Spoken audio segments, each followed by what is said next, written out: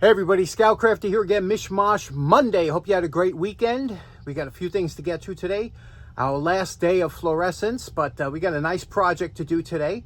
And also, a couple people in talking about the drones. A lot of drones in my area around here. I have yet to see one, but apparently they're all over New Jersey. It's some by LaGuardia Airport, which is only a mile from my house, and they're saying that they're out there.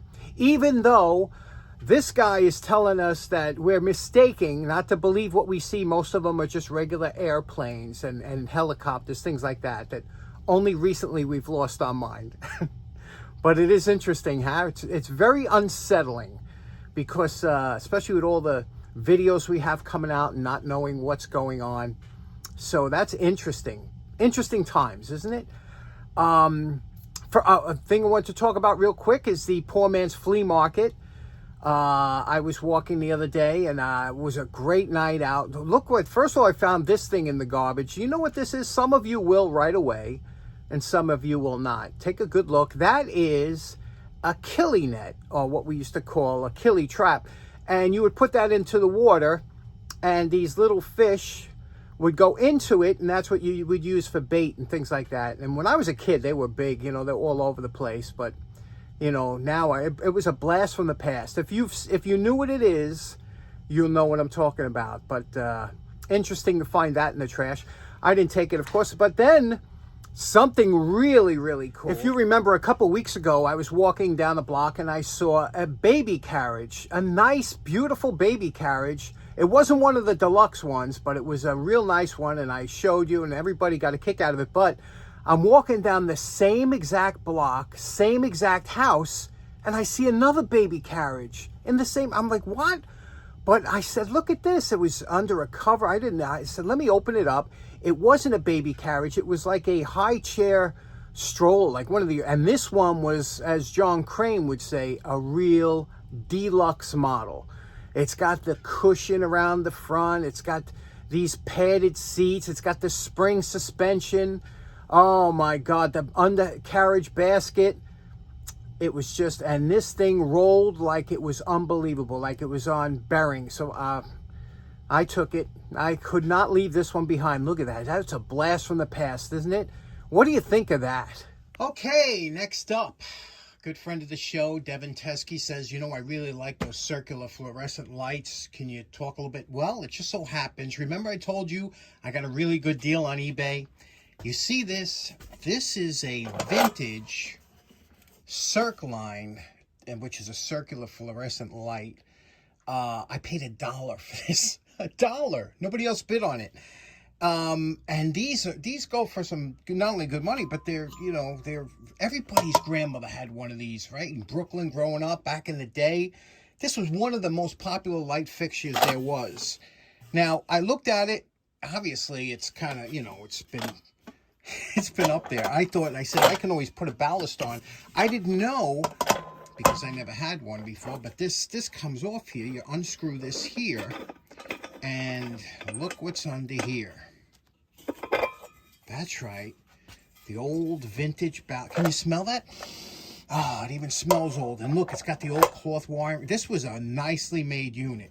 And you can see here, my favorite, what's my favorite? Underwriters Laboratories electric fixture issue B 56-189, and there we go. Now, does it work? No idea. I ordered the bulb, which I think is the correct bulb.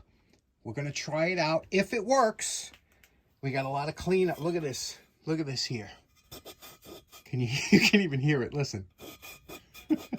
This thing has been in a garage or something. But we want to get this good for the 3-foot rule. I ordered a bulb. Let's plug it in. We'll attach a couple leads, right? Looks like there's only 2 leads that go on here, hot and neutrals, and we'll see if it fires up. Okay, this is a T9 tubular, and you can see here this swivels a little bit, and the reason it swivels, you see that swivels, because it's got this doesn't move at all. I've never put one of these bulbs in before. These are pretty tight here. However, I think the best way to do it, if you know, let us know in the comments or else I'm going to bust it. But this goes in here, put this one in here, and then pull it onto the 4 pins got to match in here. So I'm going to turn it this way. I'm going to pull it over and hopefully get this in here without breaking this bulb. It's very nerve-wracking getting it in, but there we go. It is in there. I have it hooked up temporarily. I'm going to plug this in now. Keep your fingers crossed. Again, it's a temporary hookup here. I just want to see if this thing will fire up and light up. So let's go. Let's try it out. Oh, man, look at that. All right. Now we know it works, which I figured it would. These things, like I told you, they last forever. Now we just got to do a little cleanup. So isn't that beautiful? Let's unplug it and start with, let me show you how to clean up chrome like a pro. Okay, now that we know it works, now what we're going to do is try and address the finish. Unfortunately, the finish on this is pretty much shot because this is what we call in the bicycle restoration hobby as garage grunge. When you leave something out in the garage and you have that moisture, that cold, that hot, and it gets this, and look at this, this is not coming off. You know what I mean? This is like some serious dulling. But again, I want this fixture as kind of a, I'll keep it down here, whatever, but I just want it to look good. The 3-foot rule, right? Now, to bring this back, when you have rust like this, you're never going to get that off because it's in the paint. But for most of this, you'll get it to look decent with a simple home remedy, and that is Brillo. Brillo here, it's a soap impregnated steel wool, fine steel wool, works really good. However, it might leave fine scratches. A slightly better product if you really were dealing with like an antique that you didn't want as many scratches, you would use SOS, because SOS uses like a fiber pad, almost like a Scotch-Brite. But Brillo should cut through this quickly and leave it with a decent finish, and then we could polish it to make it look a little better. But remember what this looks like now. You see that? Now I'm going to take some Brillo, some warm water, and just clean it up like you were cleaning a regular pot and pan. Okay, here we go. We just did it with the Brillo. You can see here, you're never going to get rid of these specks. See the specks there because, again, the chrome was damaged. However, because this is a light, you really won't notice it as much because it's going to be bright. You just want that reflective properties of the chrome. We will polish this after, and that will help a little bit, but that's just with the Brillo. Now we're going to do the ring here, making careful not to get any of this wet. You could take it all apart, but I would have to unplug the pins from here and then I don't want to do that, so I'm just going to go around the edge real quick. Okay, this has been Brillo. Now we're going to start with a polish. Now, because this surface is really bad, what you see, all that pitting and everything, we can start with an abrasive polish. And one of the more abrasive polishes I have is Mother's aluminum and mag polish, and this label's kind of had it, but this thing was a rock. It was like solid. I mixed it up with a little water, got it back. So let's use this and give it a good polish. Okay, now this is after the polish. You'll notice there's a little bit of a haze on there. The polish does that, and the wax takes that haze off. So, but you can see there, again, the 3-foot rule, and with the light coming on, it is better. You'll never get rid of those dots, like I said, unless you went below it. But let's do this, and then we'll wax. You could use any wax. I'm using a McGuire's cleaner wax on here, and again, it'll just get rid of the haze, and then you just buff it off with a rag. Okay, we waxed it. Look at the ballast here. Can you see that's an old General Electric? There's the schematic, but it's already hooked up. But you can see it's an old General Electric ballast. Let's put it back together, hook up a wire to it, and try it out. Okay, there we go. It's done, ready for the bulb. Let's try it out. Okay, moment of truth. Will it still work? Here we go. Oh, yeah. Look at that, huh? Is that not a thing of beauty? Boy, that's something else. I'll tell you one thing. It's some of them had the double ring, you know, the double lights. That was the deluxe version. This was the standard version. Let's see what it looks like in the dark. Next thing we're going to check is the wattage. This is a 32 watt bulb, and it's drawing 43, 44, which is about 10 watts for the ballast away. So it's, I think that's right on the money. You can see there. It's a Sylvania bulb, and there we go. Okay, this is what it will look like on the ceiling. If you notice, you do not see any of the small pits, you know, because the blinding light, you know, kind of light around it. But it's a reflector, and that's what it's meant to do, reflect the light down. The video is darkening it, auto darkening, especially when I touch it like that. So you could see what it looks like. How cool is that? $1 eBay fine. What do you think about that? You know, there is one thing that fluorescent lights did have over a lot of other lights, and that is their lack of shadows.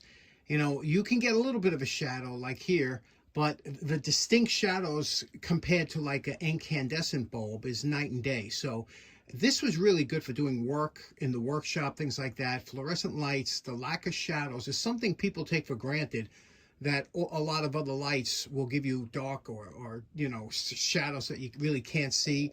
That's one thing when I first got my fluorescent lights down here, I noticed that you can work on a lot more items without being blinded by your shadow. Okay, next up real quick, you remember we did these last week, the little neon bulbs here that I made into lamps using a resistor. And people are saying, how are you going to mount that? Well, I bought some of these borosilicate test tubes. These are high heat test tubes that can take a lot of heat. They're rounded bottom, right? And my plan was, because I wanted to illuminate the inside of here, so what I wanted to do was to put that neon into here and then drill a hole. And to do that, we're going to experiment and figure it out. But I also got some of this here. This is ceramic fiber insulation. This stuff is the stuff they put around kilns and things like that. It does not burn. So you can cut a little wad of this and press it in there to hold that into the test tube. So let's see what we can do and how it looks. Here is the neon bulb soldered and stuffed into the tube. Okay, this is the kind of panel light that I wanted to make, you know, a homemade. I could have that globe come up or out as much as I want. And let me show you what it looks like in the dark. Now that's what it looks like in the dark. And you could see here, especially when you're looking on top, it's a really pleasant looking light, very easy to make. Let me show you what it looks like with the insulator on it. Here we go with the insulator. Now remember, these neon bulbs use negligible electricity. You can't even measure it on the meter. It's very low. This is with the orange neon bulb, a little bit different. Okay, so in closing, I know what you're thinking. What kind of maniac makes his own light bulbs? This maniac right here. And let me know, what do you think about the drones? You think it's PSYOPs? You think it's, what is that, Operation Bluebird or Blue Book or something? Think it's a conspiracy? What's going on with that? And also, let me know if you had any of those circle light fluorescent fixtures in your house or your grandparents' home or something. They were wildly popular. Thanks so much for tuning in. We'll see you again on Wednesday. Take care now. Bye-bye.